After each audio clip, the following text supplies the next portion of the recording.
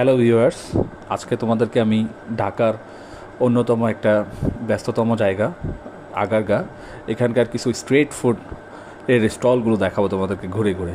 Already তোমরা দেখতে পাচ্ছ যে এই স্ট্রিট ফুডগুলোতে এখন যেটা দেখতে পাচ্ছ ঠিক এটা হচ্ছে একটা দোসা প্লেটার। এখানে হচ্ছে মশলা দোসা আছে, প্লাস হচ্ছে এখানে 3 রকমের আইটেমের খাবারের সাথে খাওয়ার জন্য 3টা আইটেম আছে। একটা হচ্ছে এইটা দেখতে পাচ্ছ যেটা, এটা হচ্ছে তোমাদের মাসালা দোসা। হ্যাঁ, এখন আমি এইটা দিয়ে হচ্ছে ওই খাবারটা এনজয় করেছি।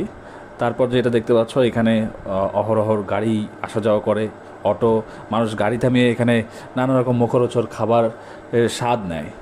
সো তোমরা এটা দেখতেই পাচ্ছ, সবসময় একটা ব্যস্ততা কাজ করে এখানে। মধ্যরাতেও দেখা যায় যে অনেক মানুষের আনাগোনা থাকে, অনেক মানুষের খাবারের মুখরোচক খাবারের যেই পরিবেশনা সেগুলো থাকে। সো আমি একটা স্টলে বসেছিলাম, এখানে আমার খাবার তৈরি হচ্ছিল, ততক্ষণ আমি অপেক্ষা করছিলাম। সো তোমরাই দেখতে পাচ্ছ এখানে ইন্ডিয়ান ইডলি দোসা পাওয়া যায়। এখানে দেখো একটা ইন্টারেস্টিং নাম, মন চাইলাম। সো এখানে জুসও পাওয়া যায়, মন চাইলামে তোমরা জুসও পাবা। এখানে অনেক রকমের জুস আছে, পেঁপে, আনারস, আপেল, আম, প্লাস হচ্ছে মাছের বারবিকিউও পাওয়া যায়। সো মাছ, চিকেন সব বারবিকিউ আছে। তবে আমি রিকমেন্ড করবো মাছের বারবিকিউ না খাওয়ারই জন্য। টোটালি আনহেলদি, অনেক দিনের মনে হয় একটা ব্যাড স্মেল হয়ে গিয়েছে। সো এটা দেখতে পাচ্ছ ইন্ডিয়ান ইডলি। এইটা হচ্ছে এখানে তোমার তেলাপিয়া মাছ আছে, কোরাল মাছ আছে, বাট এখানে না খাওয়ার জন্যই রিকমেন্ড করব, কারণ এখানে প্রচুর ব্যাড স্মেল হয়।